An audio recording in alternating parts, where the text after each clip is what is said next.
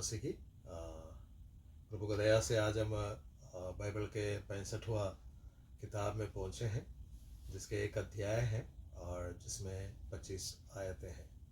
इसका लिखने वाला, हम पिछले दिनों में हम सुन के आ रहे कि झूठे शिक्षकों के विषय में हम बातें सीखते हुए आ रहे। तो इसके लिखने वाला जो है वो है यहूदा, जिसके विषय में हम देखते हैं बाइबल के अंदर इस प्रकार लिखा गया पहली आयत में, यहूदा के ओर से जो यीशु मसीह का दास और याकूब का भाई है। लेखक कौन है?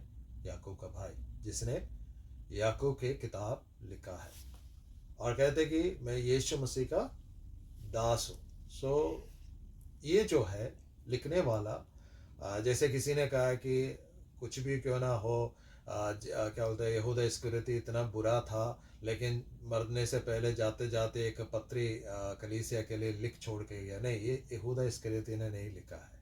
ठीक है, ये बात हमेशा याद रखना है। ये यहूदा जो है यीशु मसीह का दूसरा शिष्य एक था, उसी ने भी नहीं लिखा है। लेकिन यीशु मसीह के भाई यानी यीशु मसीह के मादा मरियम से जन्मे हुए भाइयों में से एक था ये यहूदा, और उसने प्रभु यीशु मसीह के जीवित रहते प्रभु यीशु मसीह पर विश्वास नहीं किया।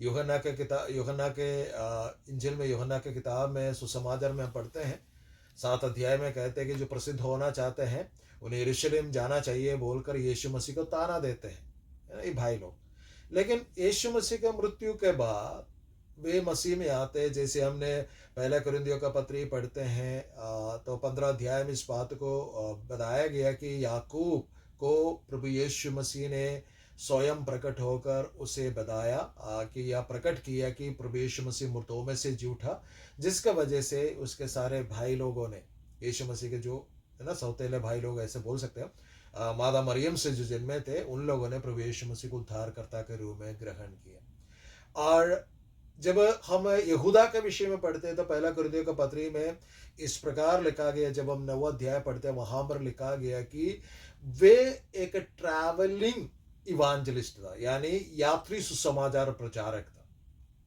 जाकर अलग अलग जगहों पर अपने पत्नी के साथ सफर कर ट्रैवल कर प्रभु यीशु मसीह का सुसमाचार जो यहूदी कौम थे उनके भीतर या उनके बीच में परमेश्वर के सुसमाचार को लेके जाते थे। उसने यीशु के सेवकाई के दौरान कभी भी यीशु मसीह को उद्धारकर्ता के रूप में ग्रहण नहीं किया था, लेकिन यीशु मसीह के मरने के बाद, मुर्दों में से जी उठने के बाद यीशु मसीह को ग्रहण किया। और ये किसके लिए लिखा गया? ये उन ऐसे लोगों के लिए लिखा गया जिन्हें पुराने नियम के विषय में काफी ज्यादा जानकारी है।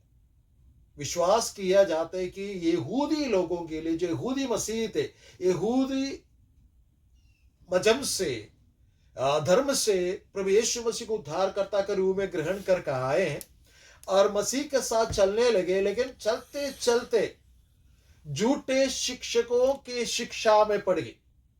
तो उन्हीं लोगों को, ऐसे एक परिस्थिति में रहने वाले लोगों के लिए परमेश्वर का दास यहूदा ये पत्र लिखते हैं। और यहूदियों के लिए इसलिए लिखा गया, मैं इसलिए कहता हूं क्योंकि परमेश्वर के पवित्र वचन के अनुसार जो बाइबल का है ना कानूनी किताब ने, जो नॉन कैनोनिकल बुक्स है, जैसे कि हनूक के किताब से निकाल कर एक प्रोफेसी के विषय में यहां पर बताया गया है। और दूसरी बात यह बताया गया कि मूसा के इंजिल ना, ऐसे किताब है जो मूसा के इंजिल बोलकर, उसी किताब से लिखकर ये बात लिखा गया कि मूसा के मृत्यु के बाद शैतान ने उसके शव शरीर के लिए है ना युद्ध लड़ा, जहां पर मिखायल आते हैं और उसके शव शरीर को है ना यीशु के नाम से ढांड कर ले जाते, इसी विषय में लिखा गया। यहां पर दो ऐसे बातें हमें देखने को मिलते हैं जो सिर्फ यहूदी लोगों के बीच में प्रचलित कुछ बातें थी, यहां पर लिखने के कारण हम ये बता सकते हैं उनके लिए लिखा गया कि जो यहूदी धर्म से मसीह में आया, जिनको यहूदी धर्म का पूरा ज्ञान था। हमेशा याद रखना, जो भी यहूदी धर्म में जन्मा है उन्हें यहूदी धर्म ग्रंथ का, व्यवस्था का पूरा ज्ञान रहता है। जब तक एक व्यक्ति को पूरा पूरा ज्ञान है ना, हम अगर बोले ए टू इजेड, अगर उन्हें मालूम नहीं है, वो एक यहूदी नहीं है। एक यहूदी होकर जन्मने का मतलब है कि मूसा के द्वारा दिया गया व्यवस्था के 5 किताबों को मुंह जबानी रटना। ये बात याद रखना। और याद रखना, इब्रानी भाषा में लिखा हुआ उस किताब में ना कोई कौमा है, ना कोई बिंदु है। उस इब्रानी भाषा में लिखी हुई उस चीज को रटना आसान काम नहीं था, लेकिन 13 साल की उम्र के अंदर एक बच्चे को यहूदी धर्म में अगर जन्मा है, उस वचन को मुंह जबानी रटना बेहद जरूरी था। हमारे लिए भी एक सवाल चिन्ह है, क्या हम अपने बच्चों को ऐसे बाइबल पढ़ाते हैं, या हम पढ़ते हैं कि नहीं, हम सीखते हैं कि नहीं? जरूरी है ये बात हमारे लिए भी सोचने की। सबसे पहली बात, ऐसे लोगों के लिए लिखा गया जो मसीह को जानते थे, लेकिन वो ऐसे के चौराहे पे खड़े थे जहां पर झूठे शिक्षकों का बहुत ज्यादा इन्वॉल्वमेंट था, है ना। झूठे शिक्षकों के विषय में कुछ बातें बताया कि मैं थोड़ा सा वो पढ़ना चाहूंगा, लेकिन हम बाद में इस विषय में आने वाले हैं। जैसे हम पढ़ते हैं कि जब हम 12 आयत से लेकर नीचे को पढ़ते हैं, वहां पर लिखा है, तुम्हारी प्रेम सभाओं में तुम्हारे साथ खाते पीते हैं वे, समुद्र में छिपी हुई चट्टान सरीके हैं, और बेधड़क अपने ही पेट भरने वाले रखवाले हैं। वे निर्जल बादल है जिन्हें हवा उड़ा ले जाती है, पतझड़ के निष्फल पेड़ हैं जो 2 बार मर चुके हैं और जड़ से उकड़ गए हैं। ये समुद्र के प्रचंड हिलकोरे हैं और अपनी लज्जा के फेन उछालते हैं। ये डांवडोल तारे हैं जिनके लिए सदा काल तक घोर अंधकार रखा गया। ऐसे कुछ झूठे शिक्षक थे जिसके विषय में ये सारे क्या कहेंगे कि विशेषण दिया गया कि वे कैसे हैं।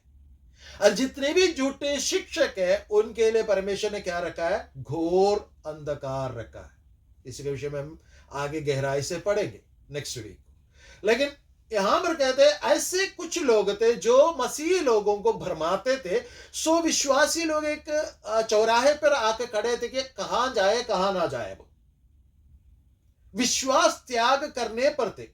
तब परमेश्वर का दास यहूदा ये पत्री लिखते हैं, और समय काल को देखा जाए दूसरे पत्रोस के लिखने का तुरंत बाद इसे लिखा गया। इस प्रकार कहना चाहूंगा कि एडी 68 है ना, 68 और 70 के बीच में, मैं इस प्रकार कहना चाहूंगा 70 के बीच में 2 साल के मध्य में इसे लिखा गया है। ये एडी 68 में भी हो सकता है, 69 में भी हो सकता है, 70 में भी हो सकता है, लेकिन यरूशलेम मंदिर को गिराए जाने से पहले इस किताब को लिखा गया।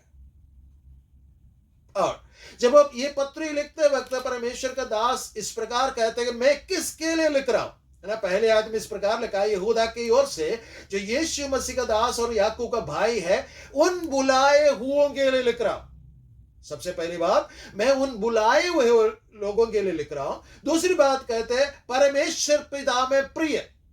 लेकिन अगर हम मूल भाषा में जाकर देखें, इस प्रकार लिखा गया कि सैंक्टिफाइड बाय द फादर, पिता परमेश्वर के द्वारा पवित्र किए हुए लोगों के लिए मैं लिख रहा हूं। तीसरी बात कहते हैं कि और यीशु मसीह के लिए सुरक्षित है, उनके लिए मैं ये पत्री लिख रहा। 3 बातें यहां पर बताया गया है जिनके लिए पत्री लिखा गया। मैं ये पढ़ रहा था, प्रार्थना कर रहा था परमेश्वर से। परमेश्वर ने कहा कि प्रभु यीशु मसीह का सुसमाचार जो है वो हर एक व्यक्तियों के लिए, समस्त व्यक्तियों के लिए, जितने भी लोग इस धरती पर आए हैं, अभी जितने भी ये धरती पर रह रहे और आने वाले जितने भी है, प्रभु यीशु मसीह का सुसमाचार उन सबों के लिए। लेकिन कुछ पत्रियां जो कलीसिया का कुछ गूढ़ बातें जो है सिर्फ उन्हीं लोगों के लिए है जिन्हें परमेश्वर ने बुलाया। सिर्फ ये गूढ़ बातें वे ही समझ सकते हैं, ये गूढ़ बातों के ऊपर वही चल सकते हैं जिन्हें परमेश्वर ने बुलाया। क्या हम बुलाए हुए? परमेश्वर का पवित्र वचन में जितने भी पत्रियां लिखी गए, उन तमाम पत्रियों में सबसे ज्यादा गहराई से सिखाए हुए बात है कि हमारे बुलाए जाने को परखने की या पहचानने की जरूरत है। यानी हमें परमेश्वर ने बुलाया है। हम परमेश्वर के कलीसिया में ऐसा नहीं आया। परमेश्वर के कलीसिया में हमें परमेश्वर ने बुलाया। जैसे कि मैं एक उदाहरण बताना चाहूंगा, वहां पर काना के शादी में बहुत सारे आजू बाजू के लोगों के घरों में कुआं थी और उन कुओं में पानी भी थी, लेकिन सिर्फ एक ही कुआं से पानी लेकर उसे उस मटके में भरा गया। सिर्फ वही मटके में भरा हुआ पानी दाखरस बने। मेरा बोलने का मतलब, परमेश्वर ने इस धरती पर बहुत सारे लोगों को बनाकर रखा है, सिर्फ उन्हीं में से कुछ ही लोगों को परमेश्वर ने बुलाया। जैसे वचन में लिखा, बुलाया तो बहुत है, लेकिन उन बुलाए हुए से चुने हुए लोगों को चाहिए। सो परमेश्वर के दास कहते हैं, उन चुने हुए लोगों के लिए, बुलाए हुए लोगों के लिए मैंने पत्री लिखा। इस पत्री के गूढ़ बातें, परमेश्वर का पवित्र वचन के गूढ़ बातें सिर्फ बुलाए हुए चुने हुए लोगों के लिए। ये जरूरी नहीं है कि एक कलीसिया में आए हुए तमाम लोग बुलाए हुए हो, लेकिन अगर मैं कलीसिया में जाता हूं, ये मेरा फर्ज है कि मुझे ये बात पहचानने की जरूरत है कि क्या मैं बुलाया हुआ हूं या नहीं। दूसरी बात कहते हैं कि उन लोगों के लिए लिखा गया जिससे परमेश्वर ने पवित्र किया है। क्या परमेश्वर ने हमें पवित्र किया है? पवित्र करने के लिए हमें क्या करना है? पवित्र होने के लिए हमें क्या करना है? हमने पहले यूहन्ना का पत्री में पढ़ा कि इतना ही करना है, हमें अपने पापों को मान लेना है, हमें पश्चाताप करना है, प्रभु यीशु मसीह का लहू के द्वारा शुद्धिकरण प्राप्त करना है। जो शुद्धिकरण प्राप्त करेगा, दिन प्रतिदिन के जीवन में वो सैंक्टिफाई होते जाएगा। मैंने एक बार कहा था कि हमारा उद्धार का 3 स्टेप है ना। जब हमने प्रभु को ग्रहण किया, मेरा उद्धार हो गया, और उसका बाद क्या होता है कि हमारा सैंक्टिफिकेशन होता जाता है, उसका बाद हमारा ग्लोरिफिकेशन होता है। सो हमें प्रतिरोज परमेश्वर का द्वारा पवित्र बनना चाहिए। जैसे कि जब हम लूका रचित सुसमाचार 5 अध्याय पढ़ते हैं, वहां पर प्रभु यीशु मसीह के ऊपर भीड़ उमड़ पड़ी और प्रभु यीशु मसीह ने क्या देखा? अपने सुसमाचार सुनाने के लिए एक है ना, एक सुविधा देखने लगा। तब प्रभु यीशु मसीह ने क्या देखा? वहां पर कई नावें थे, लेकिन पत्रोस और उसका साथी नाव में से उतर कर अपने जाल साफ कर रहे थे। तो पत्रोस उस नाव में प्रभु यीशु मसीह चढ़कर बैठ गए। प्रतिरोज जब हम अपने जीवन को, हम अपने जाल को धोकर साफ करेंगे, तो हम परमेश्वर के ओर से पवित्र किए हुए लोग ठहरते। तीसरी बात कहते हैं कि और उन लोगों के लिए जो यीशु मसीह के लिए सुरक्षित है। We are preserved for Jesus Christ. जिन्होंने प्रभु यीशु मसीह को ग्रहण किया, जो प्रभु यीशु मसीह के वचन के अनुसार चलने का प्रयास करते हैं, उन्हें परमेश्वर क्या कहते हैं? वो प्रभु यीशु मसीह के लिए सुरक्षित रखते हैं, क्योंकि प्रभु यीशु मसीह दुल्हा है और कलीसिया जो है दुल्हन है। और जब एफेसियों का पत्री में लिखते वक्त पौलुस इस प्रकार कहते हैं कि दुल्हन को बेदाग रहना चाहिए, दुल्हन को बेदाग रहना चाहिए, उसे निष्कलंक रहना चाहिए। प्रभु यीशु मसीह के द्वारा उस जल के स्नान प्राप्त करने के द्वारा उसे निर्दोष और निष्कलंक रहकर दुल्हे के इंतजार में रहना चाहिए, उस आशा में रहना चाहिए। यहां पर कहते हैं कि मैं उनके लिए लिख रहा हूं जो बुलाए हुए हैं और पिता परमेश्वर की ओर से पवित्र किए हुए हैं। और तीसरी बात, जो प्रभु यीशु मसीह के लिए सुरक्षित है, यानी मसीह में आने के बावजूद भी हम मसीह के बिना भी रह सकते हैं। हम उस पर्पस से, परमेश्वर के उद्देश्य से बाहर भी जा सकते हैं। सो हमें परमेश्वर के लिए सुरक्षित रखे हुए उस लोगों के बीच में होना चाहिए। जैसे कि आर्मी में देखे, आर्मी में बहुत सारे लोगों को लिया जाता है, लेकिन आर्मी में कुछ ही लोगों को ये ट्रेनिंग दिया जाता है कमांडो का। सबको कमांडो का ट्रेनिंग नहीं दिया जाता है। ठीक वैसे ही मसीह में आने वाले सारे लोग मसीह में सुरक्षित है या नहीं, एक बहुत बड़ा सवाल है। अपने आप को टटोल कर हमें इस बात में पक्का करना, हमारा उद्धार का निश्चयता प्राप्त करने की आवश्यकता है। ठीक है। सो यहां पर उनके लिए लिखा गया। एक तो यहूदी मसीहियों के लिए जो चौराहे पे खड़े थे, कहां जाना। दूसरा उनके लिए लिखा गया जो बुलाए हुए हैं, जो परमेश्वर पिता के द्वारा पवित्र किए गए। तीसरा जो है मसीह यीशु के लिए सुरक्षित है। ये लिखने के पीछे का तात्पर्य क्या है, क्यों लिखा गया? जब हम 3 पढ़ते हैं, हे प्रियो, जब मैं तुम्हें इस उद्धार के विषय में लिखने के अत्यंत परिश्रम करने का प्रयत्न कर रहा था, जिसमें हम सब सहभागी है, तो मैंने तुम्हें यह समझाना आवश्यक जाना कि उस विश्वास के लिए पूरा यत्न करो।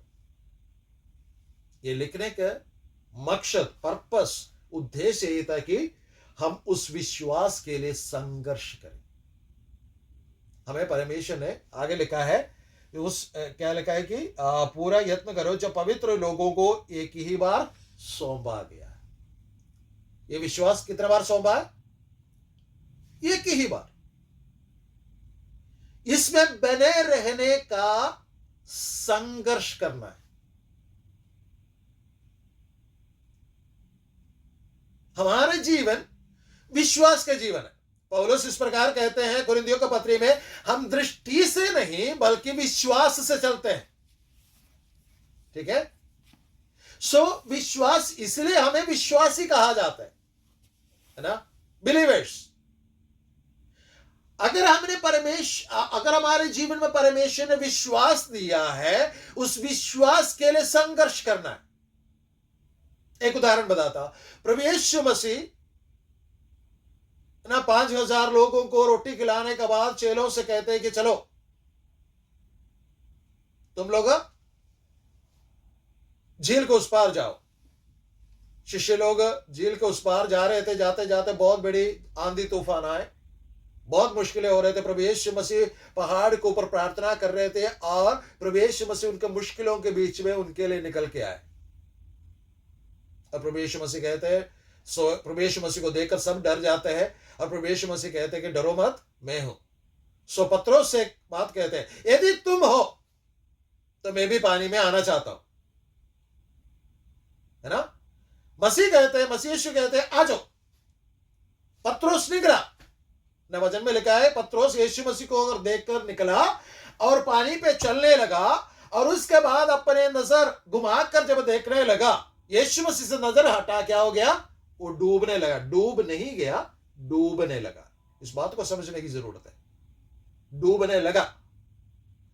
हम विश्वासी लोग प्रभु यीशु मसीह को देखकर निकले हैं, तो विश्वास के लिए संघर्ष करना, हर पल हमारे विश्वास को चोट पहुंचाने के लिए, हमारे विश्वास में छेद डालने के लिए शैतान हमेशा प्रयत्न करते हैं। लेकिन हमें यत्न करना चाहिए कि विश्वास का कर्ता सिद्ध करने वाले यीशु मसीह को ताकते रहना चाहिए, ताकि हमारा विश्वास मजबूत बने। जब वो डूबने लगा, प्रभु यीशु मसीह ने क्या कहा? वो चिल्लाया कि प्रभु यीशु मसीह मुझे बचाओ। प्रभु यीशु मसीह ने क्या कहा? अपने हाथ बढ़ाया और कहा कि हे अल्पविश्वासी, तू क्यों घबराया? ठीक है, हमें परमेश्वर विश्वासी होने के लिए या विश्वास में स्थिर रहने के लिए बुलाया, तो हमें इस बात की जरूरत है कि हम विश्वास के उस कुश्ती को लड़े। मैंने 10 साल पहले यीशु को ग्रहण किया, मैंने यीशु पर विश्वास लाया था करके बोलने से अब विश्वास होना जरूरी नहीं है। इसलिए पौलुस पत्री लिखते वक्त इस प्रकार कहते हैं, तुम जो कहते तुम विश्वास में है, टटोल कर देखो कि क्या तुम विश्वास में है या नहीं भी। मैंने इसलिए कहा कि सुसमाचार सबके लिए लिखा गया, लेकिन पत्रियां जो है चुने हुए लोगों के लिए, बुलाए हुए लोगों के लिए, मसीह में सुरक्षित लोगों के लिए लिखा गया। उनसे कहते हैं कि विश्वास के अच्छे कुश्ती लड़ो। इसलिए पौलुस अंतिम पत्र में इस प्रकार कहते हैं, मैंने विश्वास के अच्छे कुश्ती लड़ा, है ना। विश्वास का रखवाली किया, मैंने रखवाली करना है। आपके पास परमेश्वर ने एक ही बार के लिए विश्वास अगर सौंपा है, मेरे पास सौंपा है, क्या उस विश्वास में है हम? जब पहली बार हमने प्रभु को ग्रहण किया, हमारे परेशानी के मध्य में, हमारे क्या कहते हैं कि पापों के मध्य में हमें और कोई रास्ता नहीं था करके हमें पता था, तो हमने पूरा पूरा भरोसा रखकर, मसीह यीशु पर भरोसा रखकर हमने विश्वास किया। क्या वही विश्वास हमारे पास है? क्या हमने विश्वास में बढ़ोतरी किया या विश्वास से पीछे हट गए? है ना? इब्रानियों का पत्री पढ़ते वक्त 25 ऐसे कदम मिलते हैं, 25 ऐसे पड़ाव वहां पर मिलते हैं एक विश्वासी के अंदर, जो विश्वास से पीछे हटने का 25 कदम है। सवाल ये आता है कि क्या हम विश्वास में, सो यहां पर पर्पस, ये एक पत्री लिखने का यहूदा का उद्देश्य ये था कि जो चुने हुए लोग हैं, जो बुलाए हुए लोग हैं, चुने हुए लोग हैं, जो पवित्र है ना, पिता परमेश्वर के द्वारा पवित्र किए हुए लोग हैं, और जो मसीह यीशु के लिए सुरक्षित लोग हैं, उन्हें उद्धार के विषय में लिखना चाहा, लेकिन पवित्र आत्मा ने उसे अगुवाई किया कि विश्वास के लिए कुश्ती लड़े। एक बार विश्वास किया बोलकर हमारे जिम्मेवारी कदम नहीं होता है, उस विश्वास में बने रहने का प्रयास हमें करना है। शिष्यों ने कहा हमारे विश्वास को बढ़ाओ, ये कोई कैप्सूल नहीं है। विश्वास में बढ़ाना तो विश्वास के लिए बहुत सारे संघर्ष आते हैं, परीक्षा सह कर जब हम आगे बढ़ते हैं तो विश्वास में बढ़ोतरी होता है। और वचन में लिखा है विश्वास सुनने से, सुनना मसीह का वचन से होता है। वचन पढ़ने के द्वारा, गहराई से समझने के द्वारा हमारा विश्वास बढ़ता है ना? दानियल के किताब में एक वाक्य इस प्रकार, एक घटना इस प्रकार है कि शद्रक मेशक अबेदनेगो को क्या बोलते हैं कि कहते हैं कि इस मूर्ति का आराधना करो, अगर आराधना नहीं करेगा तो क्या करेंगे, आग में डाल दिए जाएंगे। और शद्रक मेशक अबेदनेगो ये कहते हैं कि हम जिसकी उपासना प्रशंसा करते हैं वो जीवित परमेश्वर हमें इस आग में से बचाने के लिए योग्य सक्षम परमेश्वर है। अगर ऐसा नहीं करता है तो भी हम इस मूर्ति का वंदना नहीं करेंगे। वो कैसे किया, वो कैसे कर पाया? जब हम देखते हैं कि उनके उसी में जाने से पहले, बंधुआई में जाने से पहले यशायाह नबी के द्वारा परमेश्वर ने इस प्रकार कहा था कि यदि तू आग से होकर चले तो भी उसके आंच तुम्हें कोई हानि नहीं पहुंचाएगा। उन्होंने विश्वास किया और उन विश्वास के कारण परमेश्वर ने अपने आप को वहां पर उन लोगों के बीच में प्रकट की। हमारा विश्वास बढ़ता है। चिन्ह और चमत्कार के विषय में, रोगों से चंगाई होने के विषय में बाइबल के अंदर जब हम पढ़ते, कई बार हमारे अंदर ये डाउट आता है वो तो पहले शताब्दी में होता था, अभी नहीं होता है। वचन में लिखा है कि विश्वास करने के द्वारा रोगी चंगे हो जाते हैं, है ना? लेकिन मैंने एक बार आपको कहा था कि उसके पीछे का पर्पस भी हमें जानना जरूरी है ना? आपको याद होगा जब हम याकूब के पत्री 5 अध्याय पढ़ रहे थे, उसमें हमने सीखा था बात। सो परमेश्वर चंगा करते हैं, लेकिन विश्वास हमारे अंदर है। जब तक विश्वास नहीं होगा तब तक परमेश्वर हमारे जीवन में कार्य नहीं कर सकता। इसलिए कहते हैं जो विश्वास एक ही बार सौंपा गया है, दो बार या 3 बार, बार बार नहीं देंगे। जैसे कि हम टॉफी खा रहे, टॉफी खत्म हो गया तो अगला टॉफी लेने के लिए दुकान चले जाएंगे, वहां से मिलेगा। नहीं, ऐसा नहीं है। विश्वास ऐसा नहीं है। विश्वास is not a candy, faith is not a candy कि आप जाकर जब मर्जी चाहे तब ले ले, खाए, उसके बाद जब खत्म हो गया फिर जाके ले। नहीं, ऐसा नहीं है। जो विश्वास एक ही बार सौंपा है उसे बचा कर रखने का, उसका रखवाली करने का, उसमें बढ़ने का जो है जिम्मेवारी मेरा है और आपका है। संघर्ष करना है, विश्वास के लिए संघर्ष करना, इसी उद्देश्य से लिखा गया। जब हम इस यहूदा का पत्री को देखते हैं, यहूदा का पत्री को हम 5 भागों में बांट सकते हैं, रूपरेखा या मुख्य संदेश क्या है इसमें। सबसे पहला संदेश है कि विश्वास की अच्छे कुश्ती लड़े, 2 से लेकर 4 तक हम देखते हैं। दूसरा संदेश ये कि मसीह के लिए प्रतिदिन विश्वास योग्य रहे, मसीह के लिए प्रतिदिन विश्वास योग्य रहे। 5, 6, 7 आयतों में इस विषय के बारे में बताया गया कि मसीह के लिए जिसने मैं बुलाया या जिसके लिए मैं सुरक्षित रखा गया, उसके लिए हम प्रतिदिन विश्वास योग्य रहे। तीसरी बात यह दिया गया कि झूठे शिक्षकों का प्रति हमें चेतावनी दिया गया, 8 से लेकर 16 पद तक, झूठे शिक्षकों के विषय में। अगली बात यह कहा गया कि 17 से लेकर 17, 18, 19 में इस प्रकार लिखा गया कि उपहास करने वाले, हंसी में उड़ाने वाले, मजाक उड़ाने वाले लोग कलीसिया के भीतर घुस आएगा। ठीक है, और पांचवी बात ये लिखा गया कि मसीह के लिए प्रेम तथा विश्वास में अपना निर्माण करें। अपने जीवन का निर्माण मसीह के लिए जो प्रेम है उसमें और विश्वास में हमारे जीवन का निर्माण हमें करना है 20 और 21 में। और मुख्य शब्द और मुख्य संदेश विश्वास के बाद अगर कुछ आता है वो है 22 और 23 में लिखा है, आग में से झपट कर कुछों को निकाल। मेरे और आपके जिम्मेवारी एक मसीह होने के नाते आग में से होकर जो जा रहे, जो अंधकार की, जो अनंत काल के, जो परमेश्वर की ओर से मिलने वाला सजा के लिए जो जा रहे, उन्हें उस आग में से झपट कर निकालना है। We need to snatch them out. So ये 6 संदेश हमें इस यहूदा के पत्री में से हमें मिलते हैं। अब हम पत्री के अंदर जाएंगे। पत्री के अंदर में पहली आयत में हम इस प्रकार कहते हैं, यहूदा की ओर से जो यीशु मसीह का दास और याकूब का भाई है। यीशु मसीह का दास, यहूदा का भाई क्या होता है, याकूब का भाई के विषय में बोला। यीशु मसीह के भाई थे, ये मरियम के ना जीवन में पैदा हुआ, उसका भाई है।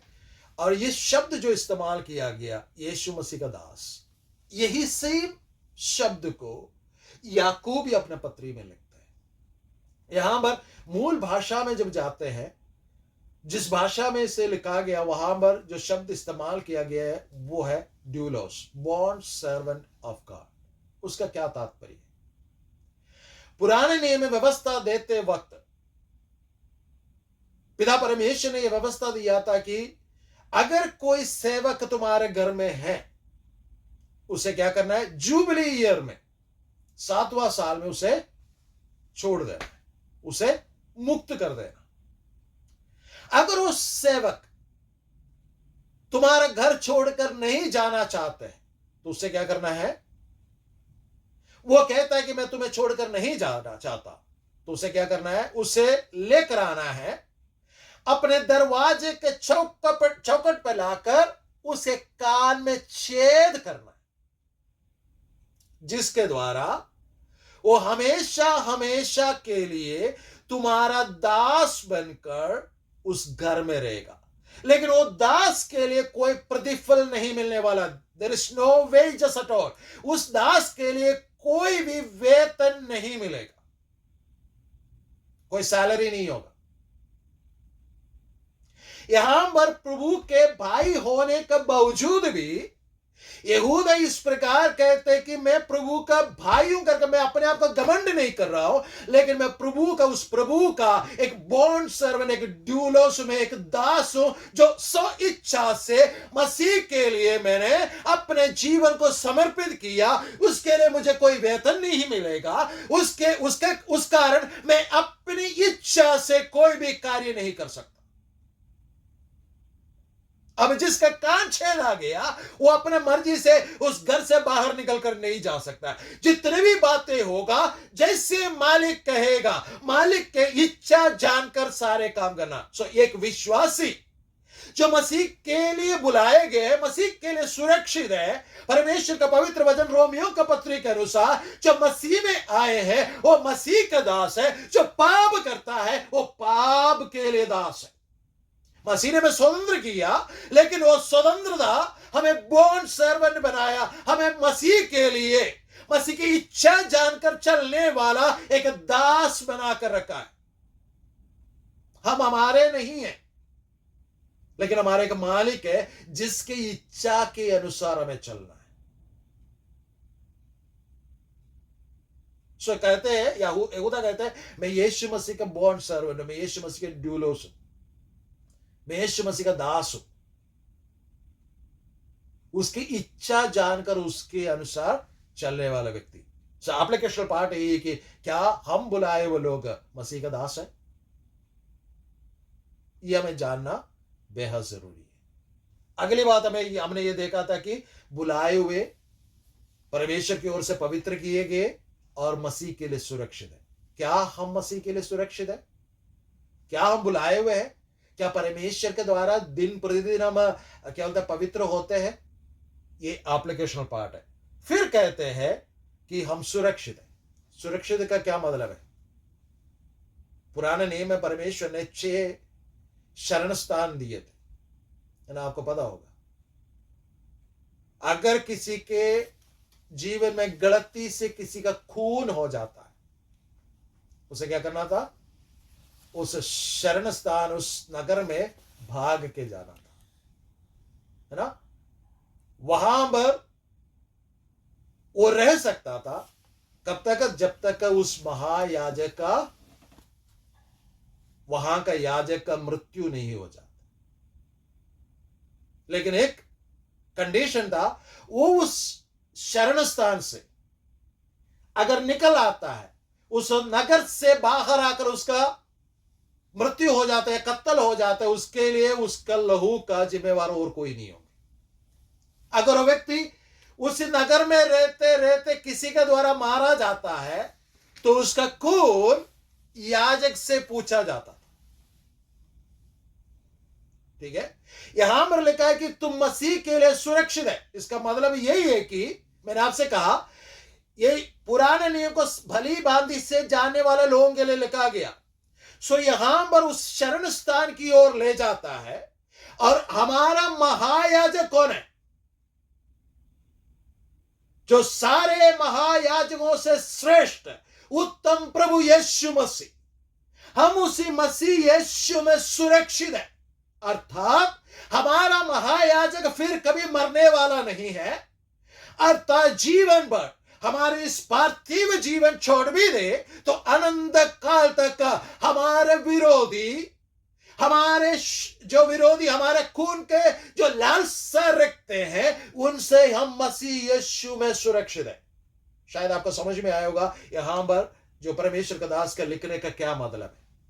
हम मसीह के लिए सुरक्षित है, अर्थात हम शरण स्थान पाए हुए लोग हैं। हम उस नगर में है, जो शरण का नगर है, उसी नगर में है। उस नगर में रहने वाला याजक जब तक जिंदा है तब तक वो जिंदा, उसे किसी भी चीज का चिंता करने की जरूरत नहीं है। उसके जीवन का एक आशा है।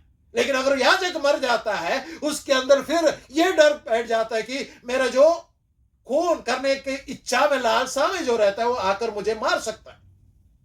लेकिन जो मसीह यीशु में आया, मसीह यीशु में जो सुरक्षित है, उसे वो चिंता करने की जरूरत नहीं, क्योंकि परमेश्वर ने हमें उस घोर अंधकार से निकालकर मसीह के उस राज्य में प्रवेश कराया है। ठीक है, हम मसीह यीशु के लिए सुरक्षित। सो मैं यहां पर रुकना चाहूंगा आज के लिए। अगला सप्ताह हम आगे को हम सीखेंगे।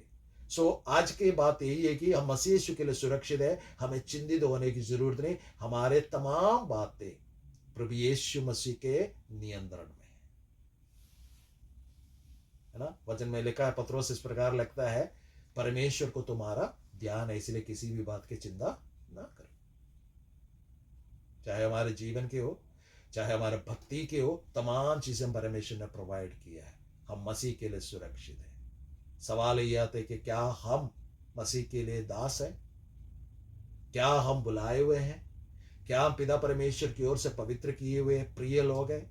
क्या हम मसीह के लिए सुरक्षित हैं? अगर नहीं है तो आज ये वचन सीखते सीखते हमें उसी स्थिति में आना है। यदि हमने विश्वास खोया तो उस विश्वास में वापस आना है। वो एक ही बार हमें सौंपा गया है। यदि हम क्या बोलते हैं, हवा निकला हुआ बैलून के तरह है, तो आज फिर से हवा भरकर हमें विश्वास में फूल कर, विश्वास में भर कर रहना है, जिसके द्वारा परमेश्वर में आशीष और बरकत दी।